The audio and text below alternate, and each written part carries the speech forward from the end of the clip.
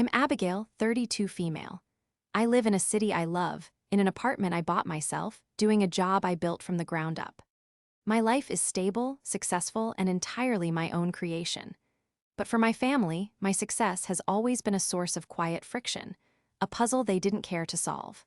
I never realized that friction was about to ignite into a fire that would force me to show them exactly what my new age, career, and the independence it afforded me was truly capable of. Before this story unfolds, I'd love to connect with you. Please let me know in the comments where you're watching from and what time it is in your corner of the world. It's amazing to see how far these stories can travel.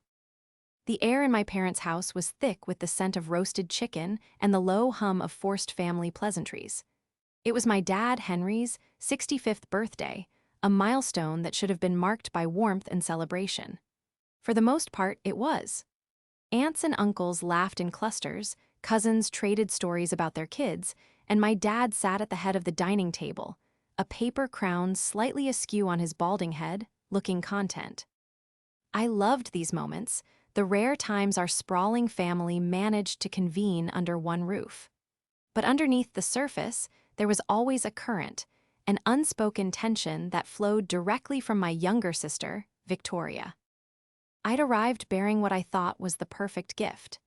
Dad had been a meticulous accountant his entire life, a man who appreciated precision and history. For months, I'd been working with a specialist to trace our family's lineage back through the centuries, culminating in a beautiful, hand-bound leather book filled with documents, photos, and stories of our ancestors. It was unique, personal, and took a significant amount of time and resources to create. I'd also arranged for a comfortable future for my parents. With Dad officially retiring, I wanted to ensure their golden years were truly golden. I'd set up an investment portfolio for them, a substantial one, designed to generate a steady income that would allow them to travel and live without financial worry. I planned to give him the documents for it privately later in the evening. "Abigail, you made it." My mother greeted me with a hug that felt more like an inspection, her eyes flicking over my simple but expensive silk blouse. We were beginning to wonder. "Sorry, Mom, client call ran late," I said, handing her a bottle of wine. Her smile was tight, of course, always busy. I moved through the living room, exchanging hugs and pleasantries. When I reached my dad, his face broke into a genuine, warm smile. "There's my girl," he said, pulling me into a hug. "Happy birthday, Dad." I handed him the heavy, wrapped book. He felt its weight, his eyebrows raising in curiosity. "This feels important," he chuckled. "You can open it later," I told him. "It's a bit of a project." I finally found Victoria near the fireplace, nursing a glass of white wine. At 29, she had perfected an air of weary nobility. She worked for a nonprofit, a fact she mentioned at every opportunity, often with a subtle implication that her career was morally superior to anyone else's, especially mine. "Big shot designer is here," she said, her voice dripping with mock enthusiasm. "Grace us with your presence, do you?" "It's Dad's birthday, Vic. Of course I'm here," I replied, keeping my tone light. "How's the fundraising gala coming along?" She sighed dramatically. "It's a constant struggle. When you're trying to do actual good in the world, you don't have the luxury of charging thousands for a pretty website layout." There it was, the jab, the little dig that framed my success as frivolous and hers as righteous. I was a UX/UI design consultant. I'd started my own business 5 years ago, working tirelessly to build a roster of clients in the competitive tech industry. I solved complex problems for users, making technology more accessible and intuitive. It was challenging, creative, and yes, lucrative. But in Victoria's eyes, I just made things pretty. I decided to ignore the bait. "Well, you're doing important work, and I've always admired that." Her smile didn't reach her eyes. "Someone has to." The tension simmered throughout dinner. Victoria held court, telling stories about the underprivileged families her organization helped, each anecdote a thinly veiled critique of materialism. Every time someone asked me about my work, she would interject with a comment like, "It must be nice to have so much free time," or "Abigail is the creative one, not burdened with the world's real problems." My parents, bless them, seemed oblivious, caught up in the festive spirit. Or perhaps they were just used to it, tuning out the static between their daughters. The breaking point came with the toasts. My uncle gave a rambling, heartfelt speech. My mom shed a few tears talking about her life with Dad. Then, Victoria stood up, her glass raised. She started sweetly enough, praising Dad for his work ethic and his dedication to his family. She talked about the values he'd instilled in them: honesty, integrity, and the importance of family over fortune. And then, her eyes found mine across the table. "Dad taught us that what matters isn't what you have in the bank, but who you have around you," she said, her voice gaining a hard edge. "He taught us that family is supposed to be your rock, the people who show up, not just with flashy gifts to show off how well they're doing, but with their time, with their presence." A nervous silence began to fall over the room. I could feel my cheeks flush. I had missed 2 family dinners in the last 6 months because of unmovable work deadlines on opposite coasts. I had explained, apologized, and sent flowers and gifts, but to Victoria, it was a cardinal sin. "Some people get so caught up in their own success they forget that," she continued, her gaze unwavering. "They think they can just throw money at everything, a fancy book or a big check, and that absolves them of any real responsibility." The air crackled. My dad's smile had faded, a confused frown now on his face. He started to say, "Victoria, that's enough." But she wasn't finished. She looked right at me, her expression a mask of scornful pity. "But I want everyone to know, Dad, that we're fine. We don't need it. We have each other." "Nobody needs your money or you, Abigail," she sneered, the words landing like physical blows. "So you can keep your guilt gifts. We have what actually matters." She took a long, theatrical sip of her wine and sat down. The silence was deafening. Every eye in the room was on me. My heart was pounding, a mixture of pure rage and deep, profound humiliation. My carefully constructed life, my hard-earned success, had just been weaponized and used to paint me as a soulless, absentee daughter in front of my entire family. My dad looked horrified, my mom bewildered.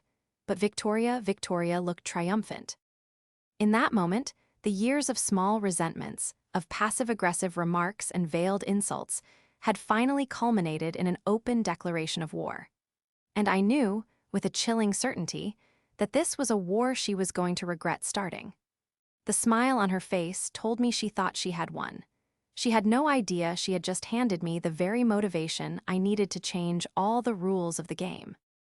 The immediate aftermath of Victoria's toast was a blur of awkwardness. My dad, bless his heart, immediately tried to smooth things over. "Victoria, that was completely uncalled for," he said, his voice firm but shaky. "Abigail's gift is wonderful and her work is demanding. We understand that." My mom just looked flustered, murmuring, "Let us cut the cake, shall we?" As if a slice of sponge and buttercream could absorb the poison that had just been sprayed across the room. But the damage was done.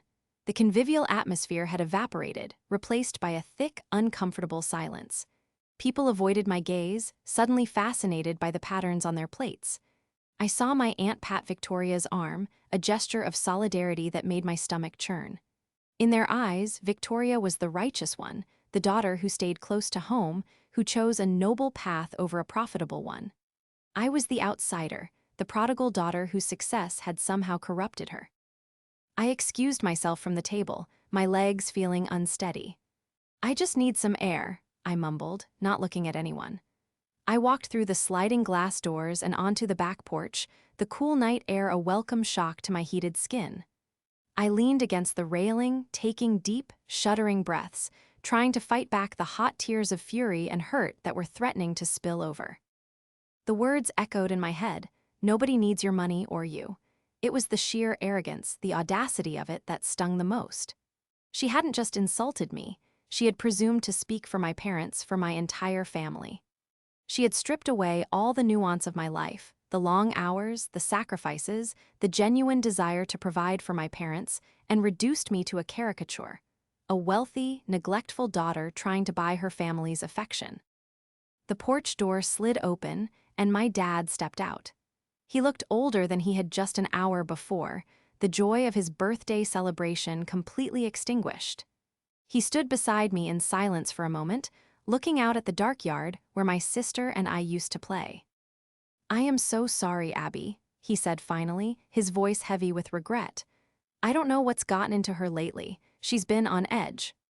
"On edge?" I shot back, my voice sharper than I intended. "Dad, that was on edge. That was a calculated public execution. She's been like this for years, little digs, snide comments. You and Mom just never see it." He sighed, running a hand over his face.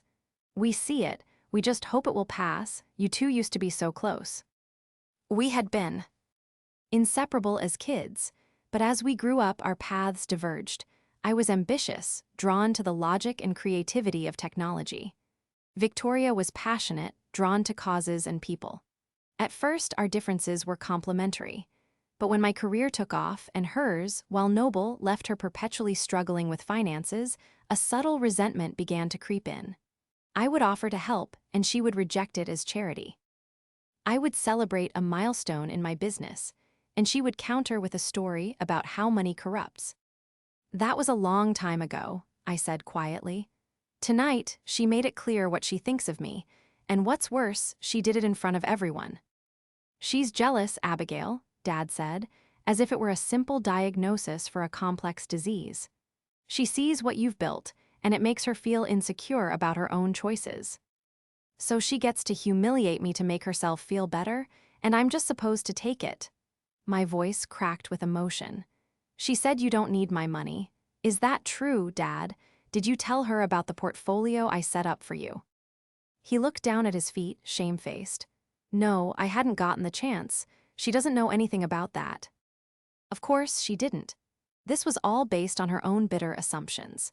She had no idea that my guilt gift was a carefully planned financial strategy to ensure our parents could live their retirement in dignity and comfort, without ever having to worry about another bill. The irony was suffocating. Victoria, in her crusade for moral purity, was actively fighting against the very thing that would give our parents the security she, with her nonprofit salary, could never provide.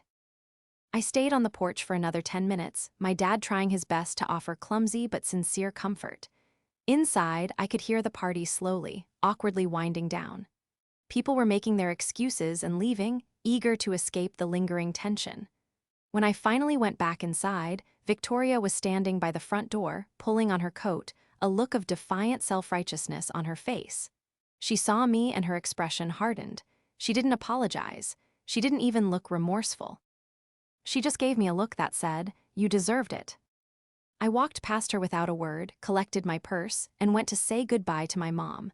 My mother hugged me tightly, whispering, "Don't mind her, dear, you know how she is."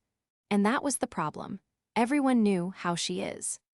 Everyone had been enabling Victoria's toxic behavior for years, writing it off as passion or sensitivity. They had allowed her to cast herself as the virtuous martyr and me as the cold-hearted capitalist, and I had let them. I had always taken the high road, absorbed the insults, and told myself it wasn't worth fighting over. But tonight was different. That public shaming was a line I didn't know existed until she had danced across it. As I drove home through the dark, empty streets, the hurt began to crystallize into something else. It was a cold, hard clarity. Victoria had made a very public statement. She and, by her decree, our family didn't need me or my money. It was a challenge, thrown down in the most insulting way imaginable. Fine, I thought, a strange calm settling over me. Challenge accepted. If my money was so offensive, so meaningless, then they wouldn't mind if I redirected it. If my presence was so easily dismissed, then I would make my absence felt. She wanted me to know my place. I would do her one better. I would show her, and all of them, the true value of what they had so carelessly thrown back in my face. The plan wasn't formed yet, but the foundation was laid, built on the rubble of the words that were meant to break me. The week after the disastrous birthday party was quiet. Too quiet. No one from my family called, except for my dad, who left a short, apologetic voicemail. There was no text from my mom asking me to forgive and forget, and certainly nothing from Victoria. It was as if they had collectively decided to pretend the incident never happened, hoping silence would be the cure. But for me, the silence was a confirmation. It confirmed that Victoria's words, as cruel as they were, had resonated with some of them. It confirmed that, on some level, they agreed. My anger had cooled, leaving behind a steely resolve. I needed to understand the full scope of the problem. Was this just Victoria's personal crusade, or was she the spokesperson for a wider family sentiment? My humiliation had been public. My investigation would be private. I started with the one person I knew would give me an honest answer, my childhood friend Liam. He'd been at the party, and as a financial advisor, he had a pragmatist's view of the world, unclouded by the messy emotions of our family. We met for coffee at a small cafe downtown, far from our suburban hometown. I recounted the events, though he'd already witnessed the worst of it. He listened patiently, his expression growing more serious with every word. "She's always been jealous of you, Abby," he said, stirring his latte. "Even in high school, you got the lead in the play, she got a supporting role. You got into your first choice college, she was waitlisted. This isn't about money. The money is just the excuse she uses now.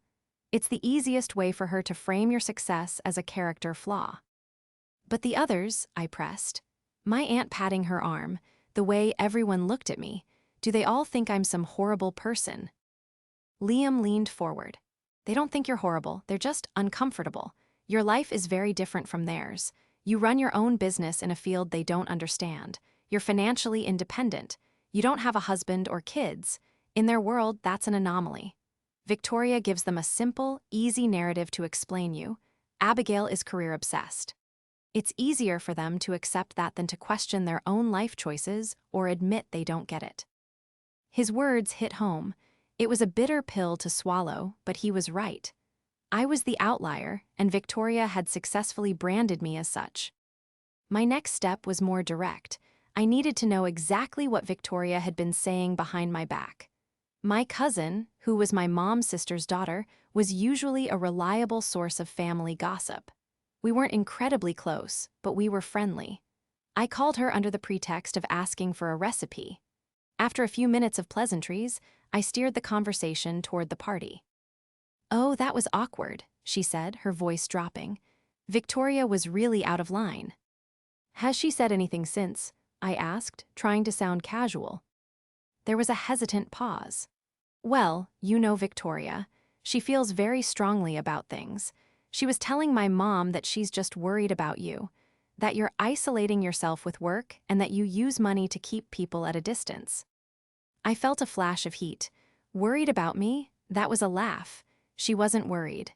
She was poisoning the well, painting my independence as a cry for help. "She also said," my cousin continued, clearly enjoying the drama, "that she's concerned about Dad. That he's getting older and that he's too proud to admit he and Mom are struggling a bit financially. She said your flashy gifts just make him feel worse, like he's a charity case." This was the key. This was the part that made my blood run cold. Victoria wasn't just attacking me. She was creating a narrative of my parents as proud, struggling seniors and casting herself as their selfless protector. She was undermining my attempts to help by framing them as insults. It was a masterful, manipulative play. She knew our dad was a proud man, and she was using that pride as a weapon against both of us. The final piece of the puzzle fell into place a few days later. I had a subscription to a service that alerts you when your name is mentioned online. Usually, it was just industry articles or mentions of my company. But a new alert popped up, linked to a local community blog. It was a guest post titled "The Tyranny of Good Intentions." The author was Victoria. The article was a long, sanctimonious ramble about the nonprofit world, but woven into it were pointed, anonymous anecdotes. She wrote about well-meaning family members who, from their ivory towers of corporate success, try to solve deep-seated community problems by simply writing a check. She described how this approach was not only ineffective, but also deeply insulting, treating people like projects rather than human beings. The parallels were unmistakable. She was writing about me. But the most damning part was the comments section. A few people who clearly knew our family had chimed in. One comment read, "You're so right, Victoria. It takes more than money to show you care. "Your parents are lucky to have a daughter who understands that." Another said, "Your sister could learn a thing or two from you." There it was in black and white. She had taken our private family conflict and aired it publicly, spinning a narrative that made her the hero and me the villain. She had cultivated an image of herself as the caring, empathetic daughter, while painting me as the cold, detached one who thought money could solve everything. She was systematically turning the family, and even the community, against me. The green-eyed monster wasn't just jealousy, it was a ravenous beast, and Victoria was feeding it with lies and manipulations. She wasn't just trying to hurt me, she was trying to erase me, to replace the reality of my relationship with my parents with a fiction of her own creation. She believed nobody needed me or my money. My investigation had shown me just how far she had gone to make that a reality. What she didn't realize was that in her effort to prove how useless my money was, she had given me a crystal-clear roadmap of exactly how to use it, not as a weapon, but as a tool for revealing the truth. The stage was set, and the quiet architect was about to start drawing up the blueprints for a whole new kind of family structure. The anger was gone, the hurt had subsided. In their place was a cold, quiet purpose. Victoria thought this was a battle of emotion, of family perception. She was wrong. This was a battle of logistics, and she had just walked onto my home turf. My entire career was built on understanding systems, identifying problems, and designing elegant solutions. I was about to apply that same skill set to my family. My first call was to Liam. "I need your help," I said, no preamble. "I want to restructure my parents' entire financial future, and I need to do it quietly and legally." Victoria said they don't need my money.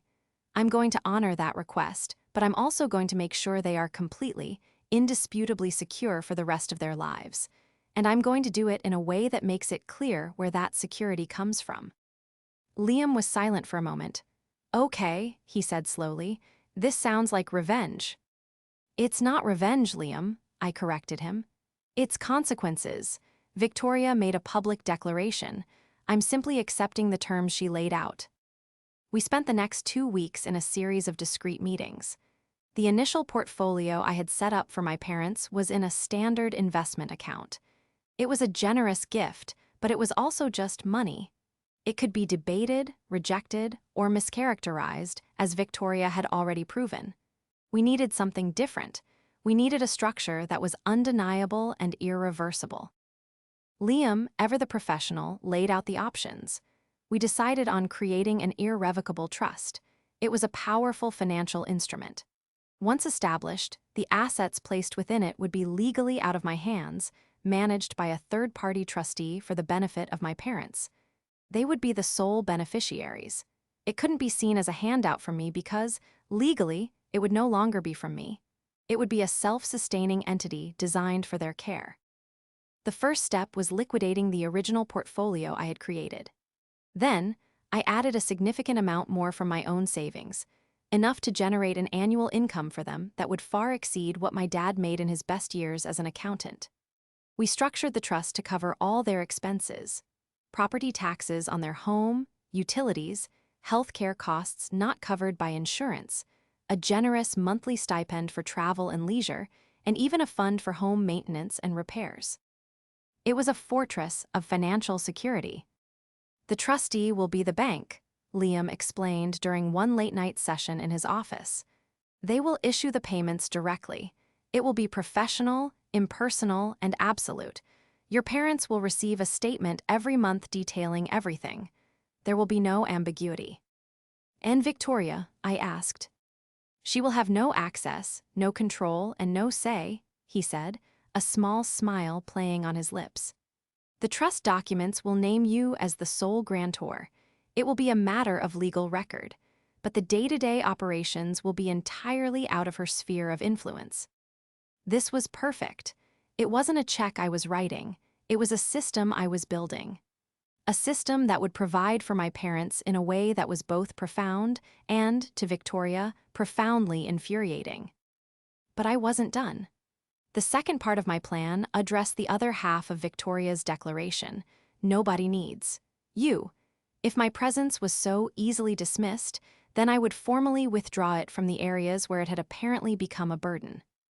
I had been quietly paying the premium on my parents' long-term care insurance for the past 5 years, a fact they weren't aware of. It was an expensive policy, but it guaranteed they would have the best care available if they ever needed it.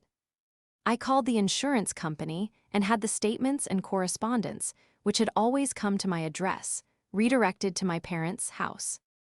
The next bill would arrive under their name, marked paid in full for the remainder of the year, with a letter explaining the policy was fully active. Next, I thought about the family cottage. It had been in my mother's family for generations and was in a state of disrepair. It was a source of stress for my parents, who couldn't afford the upkeep. My secret project for the last year had been working with a contractor to get quotes for a full restoration, new roof, updated plumbing, reinforced foundation. I had planned to surprise them with the renovation for their anniversary. Now, I simply canceled the project. I sent the contractor a generous kill fee for his time and told him the family had decided to go in a different direction. If they didn't need my money, they certainly didn't need the expensive labor and materials it could buy. The final piece was personal. Victoria had always relied on me for her own financial blind spots. Despite her disdain for my career, she had no problem asking for my CR. Help when her nonprofit needed a new website or a fundraising campaign designed. I had always done this work pro bono, spending countless hours on her projects. 2 weeks after the party, she sent me a curt email. Need a new website design for the spring gala. Send me some mock-ups when you have a chance. There was no please, no thank you, no acknowledgement of her behavior. It was an order, a presumption of my continued service.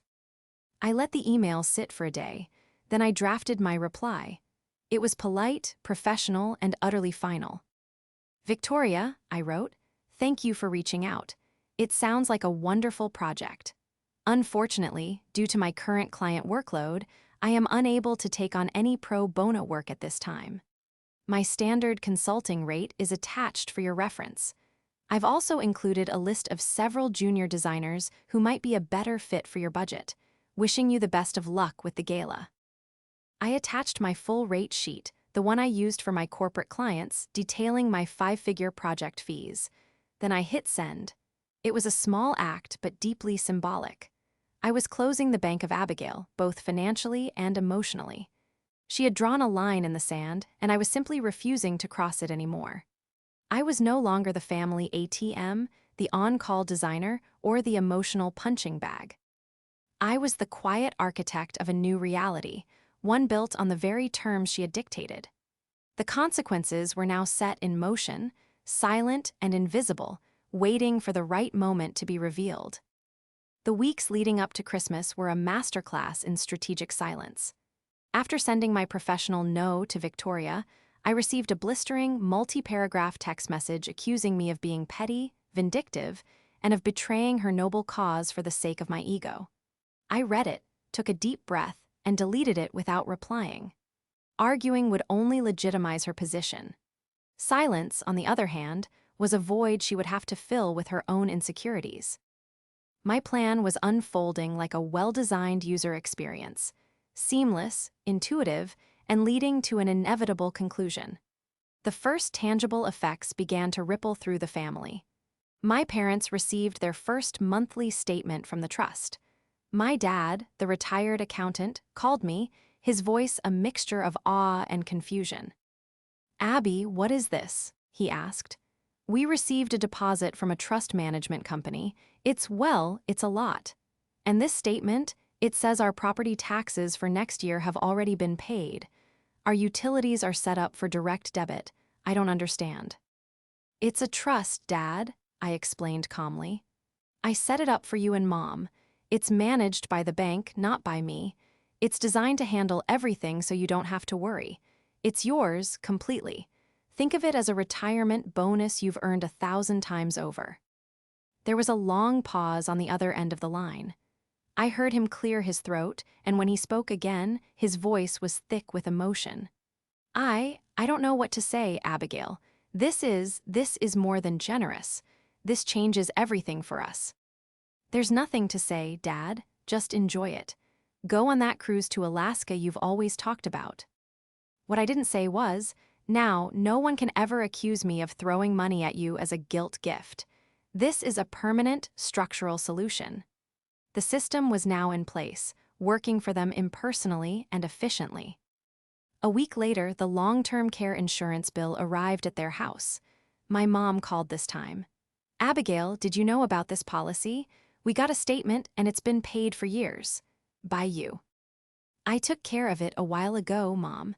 I just wanted to make sure you were covered, no matter what. Why didn't you tell us? She asked, her voice soft. It wasn't a big deal. It was just peace of mind. And I thought it was something Victoria could never provide and would have weaponized if she'd known. These were the quiet foundations I was laying, bricks of security and truth that would form the new family reality.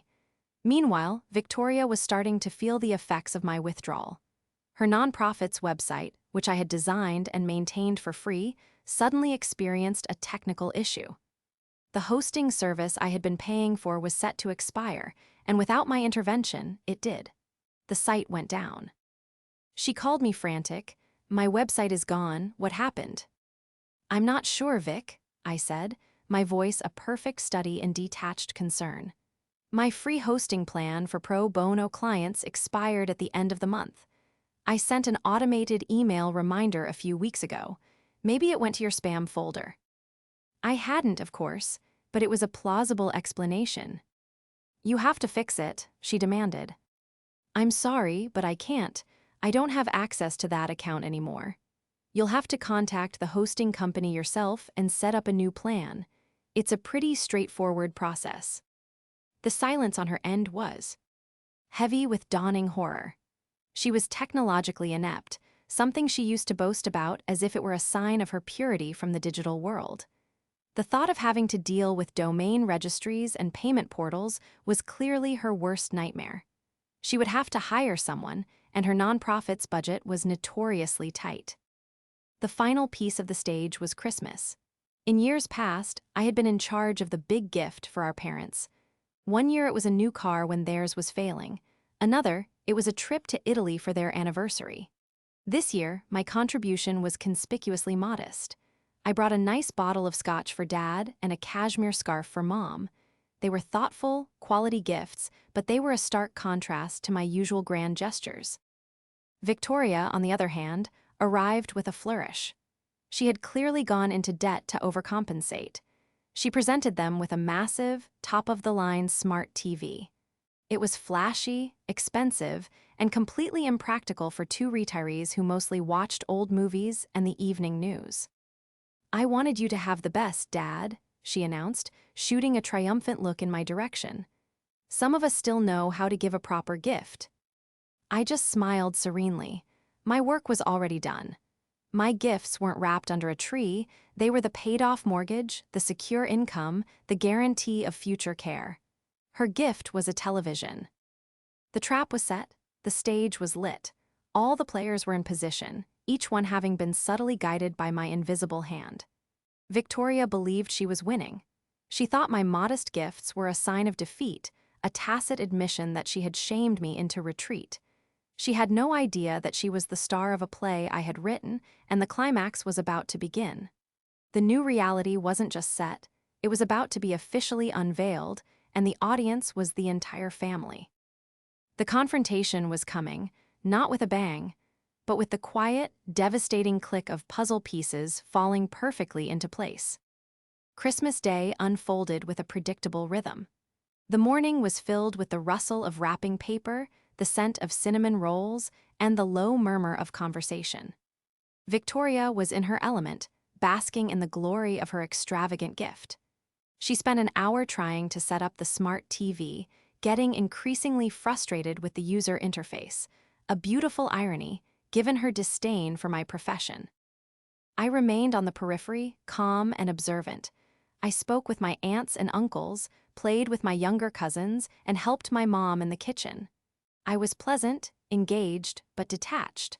There was no trace of the hurt and humiliation I had felt just a month earlier. This new version of me seemed to disconcert Victoria more than any argument could have. She kept shooting me suspicious glances, trying to find a crack in my composure.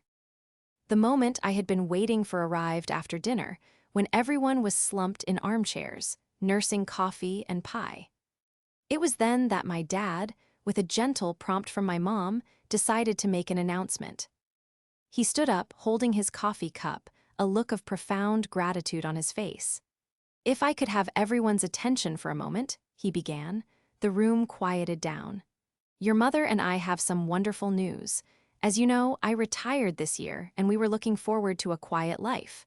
But thanks to Abigail, our retirement is going to be more than quiet. It's going to be an adventure." I saw Victoria stiffen from the corner of my eye. This was not part of her script. Dad continued, his voice emotional. "We've always dreamed of traveling, of seeing the country, but we were always practical. The budget, the house, the what-ifs, well, we don't have to worry about that anymore. Abigail, through her hard work and incredible generosity, has made sure of that." He then explained, in the simple, clear terms of a retired accountant, the existence of the trust. He didn't use financial jargon. He just said, "She has created a system that pays our mortgage, our bills, and gives us an income for life. It's all taken care of. It's the greatest gift a child could ever give her parents." My mom chimed in, her eyes shining. "And the long-term care insurance. For years, she's been paying for it without us even knowing, just to make sure we'd be safe." A wave of stunned silence rolled through the room. My aunts and uncles turned to look at me, their expressions a mixture of shock and dawning respect. The narrative Victoria had so carefully crafted of the neglectful daughter with her flashy, meaningless gifts was crumbling before their eyes. This wasn't a flashy gift. This was a foundation. This was security. This was love, expressed through meticulous planning and profound financial sacrifice. Victoria's face had gone pale. "What are you talking about?" she stammered, looking at Dad. "You told me you were struggling." "I never said that, Victoria," Dad replied gently but firmly. "I said retirement would be an adjustment. You're the one who decided we were destitute." The focus in the room shifted to my sister. The protector, the selfless daughter, was suddenly revealed to be something else entirely. A fabulist who had built her heroic identity on a foundation of lies. So all that talk about not needing her money, my uncle started, trailing off as he connected the dots. Victoria shot to her feet, her eyes blazing with fury. She pointed a trembling finger at me. "This is a trick. It's a performance just like at Dad's birthday. She's trying to buy you, to control you with her money." I finally spoke, my voice low and steady, cutting through her hysteria. "No, Victoria, I'm doing the exact opposite, and I'm honoring your wishes." She stared at me, confused. "What are you talking about?" "At Dad's birthday, you made it very clear that you, and by extension the family, don't need my money. You found it insulting. A guilt gift. So I took that to heart. The trust is irrevocable. The money is legally no longer mine. It belongs to Mom and Dad's future. My hands are off it. I can't use it to control them even if I wanted to." I paused, letting that sink in. I also canceled the renovation project on the family cottage. It was going to be my anniversary gift to them, a complete restoration. But that would have been me, as you so elegantly put it, throwing money at a problem. So I stopped. You can all pool your resources to fix the roof now. A few family members shifted uncomfortably. They all knew none of them had the kind of money needed for that project. "And you," I said, turning my full attention to her. "You came to me for a new website for your gala. I respected your position on my money by offering you my professional services at their full market value. I am no longer providing free labor built on the success you despise. You said nobody needs my money or me. I've simply disentangled myself and my resources from the people who don't want them. I have given you exactly what you asked for." Victoria was speechless. Her face was a mask of disbelief and rage. She had been so certain of her moral high ground, and in a few quiet sentences I had dismantled it, piece by piece, using her own words as the tools. She had been exposed not by my anger, but by my calm, logical adherence to the rules she herself had established. She looked around the room, searching for an ally. But the faces that looked back at her were filled with disillusionment. They had seen the truth. They had seen her jealousy and manipulation for what it was. Her narrative was dead. Without another word, she grabbed her coat and stormed out of the house, slamming the door behind her. The silence she left in her wake was not awkward or uncomfortable. It was clear. It was the sound of a long-overdue truth finally settling in. My gift to my family that Christmas wasn't just a trust fund. It was the uncomfortable, liberating gift of clarity. The months after that Christmas confrontation were a period of profound recalibration for my family. Victoria's dramatic exit had created a vacuum, and into that space, a new dynamic began to grow. The change wasn't instantaneous or magical. It was a slow, deliberate process of rebuilding, much like a meticulous design project. Victoria, true to form, attempted to double down. She sent a series of scathing emails to various family members, accusing me of orchestrating a public humiliation and brainwashing our parents. But her narrative had lost its power. The facts of the trust, of the insurance, of her own public statements were undeniable. When her emotional appeals were met with quiet, factual responses, she retreated into a bitter silence. She cut off contact with most of the family, including our parents. It was a self-imposed exile, born of a pride too great to admit fault. She had burned her own bridge and was now stranded on an island of her own making. My relationship with my parents, however, entered a new chapter. Freed from the financial anxieties that had subtly plagued their retirement plans, and from Victoria's constant poisoning of the well, they blossomed. They took that cruise to Alaska, sending me pictures of glaciers and whales. They started visiting old friends across the country, their lives filled with a lightness I hadn't seen in them for years. Our conversations were no longer strained. We talked about their travels, my work, which my dad now took a genuine interest in, asking insightful questions about my projects and our shared future. The trust had done more than provide financial security. It had removed money as a weapon in our family. It was no longer a source of tension or a measure of love. It was just a utility, a background system humming away, allowing the more important things to flourish. By taking my money so completely off the table, I had ironically made my presence, myself, more valuable. The wider family also shifted. My NTS and uncles started calling me, asking for advice on everything from setting up their own retirement plans to helping their kids with career choices. I had ceased to be the odd one out and had become a source of practical wisdom. The respect they now showed me wasn't because of my wealth, but because of the intelligent and decisive way I had handled a toxic situation. I had demonstrated my value not through grand gestures, but through quiet competence and strategic grace. Liam and I grew even closer. He had been my steadfast ally through the entire ordeal, the one person who understood my motivations from the start. Our late-night strategy sessions over coffee had evolved into dinners and weekend trips. He had seen me at my most vulnerable and at my most formidable, and he admired both. In the quiet aftermath of the family storm, something new and beautiful began to grow between us. About a year later, I received a hesitant email from Victoria. It was short and stilted. Her nonprofit was struggling. The lack of a professional online presence had severely hampered her fundraising efforts. She was writing to ask if I would consider, as a donation, helping her with a new website. The tone was different. There was no demand, no presumption. There was a fragile, almost imperceptible hint of desperation. I thought about it for a long time. The old me would have jumped at the chance, eager to mend the rift. But I wasn't the old me anymore. I had learned that true help isn't about giving people what they want. It's about maintaining boundaries that encourage them to grow. I wrote back a polite, firm reply. I told her I was happy to see she was still dedicated to her work. I explained that my pro bono slots were reserved for registered charities that went through a formal application process on my company's website. I included the link and encouraged her to apply, just like any other organization. I wished her the best. It was an olive branch, but one with a clear boundary attached.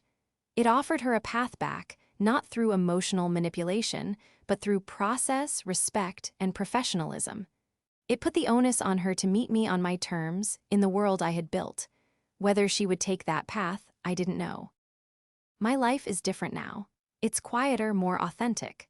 The family gatherings are smaller, but they are filled with genuine warmth, not prescribed obligation. I am no longer defined by the money I make, but by the choices I make. Victoria thought she was shaming me by rejecting my success. Instead, she gave me the ultimate gift, the motivation to redefine my role in the family, to build a structure based on truth and respect. She set out to prove that nobody needed me or my money. In the end, I proved that my parents needed both, that the family respected both, and that she was the only one left with neither. And I had built a bridge to a better future, even if it meant leaving her on the other side.